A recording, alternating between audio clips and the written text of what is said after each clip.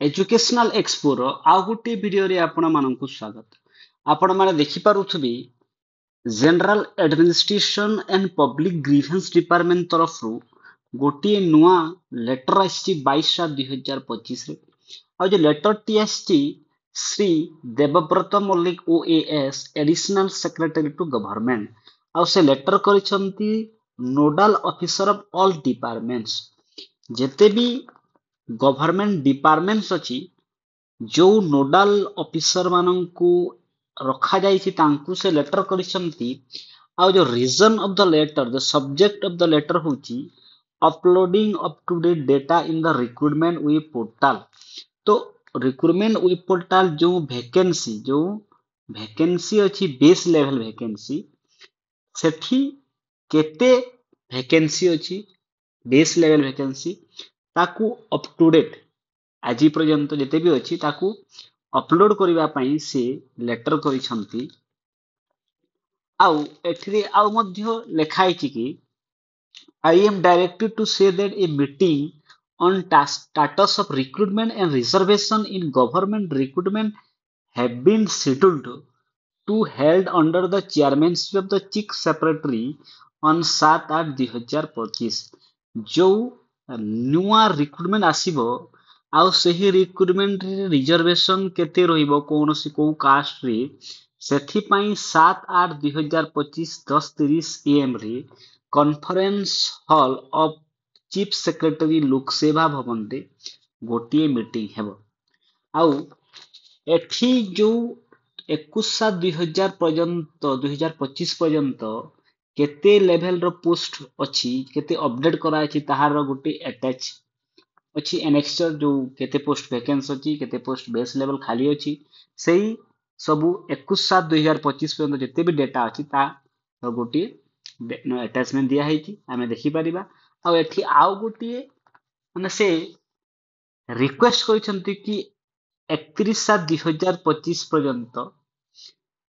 जो जेते भी खाली अछि वैकेंसी गुडाक से पॉजिटिवली अपडेट करिबे। आउ आमे जदि देखिबा एठी केते लेवल पोस्ट खाली अछि देन एठी आपण देखि पारुथिबे department group sanction strength vacancy of base level post number of post approved by empowered committee or appropriate authority number of posts not required for approval of empowered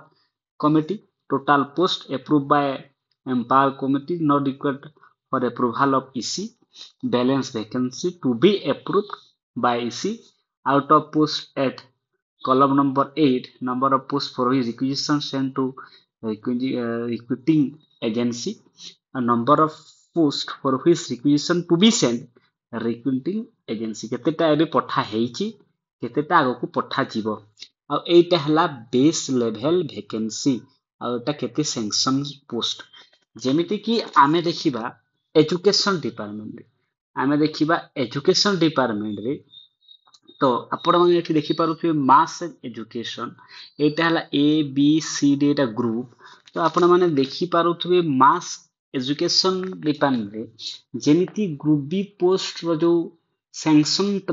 strength हला 54,343 आ जो vacancy आज पर्यंत अछि ता हला 12,593 ता मध्यरु 12,593 जो अछि वैकेंसी ता मध्यरु 6,905 टी पोस्ट पाई ऑलरेडी रिक्विजिशन माने रिक्विजिशन जो रिक्रूटमेंट एजेंसी को माने पोस्ट रिक्रूटमेंट पाई पठा जाई सारिछि। नेक्स्ट जो 5,688 ताकू पुणी in future they will send माने पठेल। आ एटा हला ग्रुप बी पोस्ट आ ग्रुप ए पोस्ट 105 टी अछि जोटा कि आज पर्यंत रिक्रूटमेंट पाई रिक्विजिशन एजेंसी जो रिक्रूटमेंट एजेंसी को पठा जाई नाही। सही परी आमे जदि देखिबा हायर एजुकेशन डिपार्टमेंट आमे जदि हायर एजुकेशन डिपार्टमेंट देखिबा हायर एजुकेशन डिपार्टमेंट मध्य ए बी सी डी जो पोस्ट अछि ग्रुप टा अछि तो जो बेस लेवल वैकेंसी रहिछि ए ग्रुप ए पोस्ट जोटा कि असिस्टेंट प्रोफेसर एसोसिएट प्रोफेसर जो टीचर एजुकेटर जो ओएस कॉलेज ब्रांच ए सब जो रहे ता वैकेंसी अछि 2070 टी ଆଉ जो ग्रुप बी जो लेक्चर डिग्री कॉलेज लेक्चर जो एसएसबी रे हुए किंबा जो पीजीटी वैकेंसी ताहा 1881 अछि ता मध्यरु 1848 ऑलरेडी पठा जाई सारिछि 1033 टा पद पई आगु पठा जिवो आ ग्रुप ए पई 1696 ऑलरेडी पठा जाई सारिछि आ बाकी जो 374 टा पठा जिवो तो आमे जदि देखि पारिबा जो एजुकेशन डिपार्टमेंट रे जो हायर एजुकेशन हो किंबा मास एजुकेशन हो एथिरे बहु परिमाण रे पोस्ट भैकेंट अछि तो आगो को केते पोस्ट आसुछि ताहा आमे देखिबा तो आमे जदि एबेठु प्रिपेयर करिबा ताहेले आगो को जेमिति जानुछि आमे कि आसीबो पोस्ट जदि एबेठु रेडी हि जिबा ताहेले आमे आगो को कोनोसी ना कोनोसी गोटे गवर्नमेंट जॉब पाई परिबा ସେଥିପାଇଁ ଆପଣ ମାନେ ଏସବୁ ଦେଖିଲା ପରେ ନିଜକୁ ରେଡି କରନ୍ତୁ କୌଣସି ଗୋଟିଏ ଗଭର୍ନମେଣ୍ଟ ଜବ୍ सक्सेसफुली अचीव हासिल करबा ପାଇଁ ଆଉ ଗୋଟିଏ ଗଭର୍ନମେଣ୍ଟ ଏମ୍ପ୍ଲୟ ବନିବା ପାଇଁ ଆପଣ ମାନେ এই ଭିଡିଓ ଦେଖିଥିବାରୁ ଆପଣ ମାନଙ୍କୁ ଧନ୍ୟବାଦ ତା ସହିତ ଚ୍ୟାନେଲକୁ ସବସ୍କ୍ରାଇବ ଆଉ ଲାଇକ୍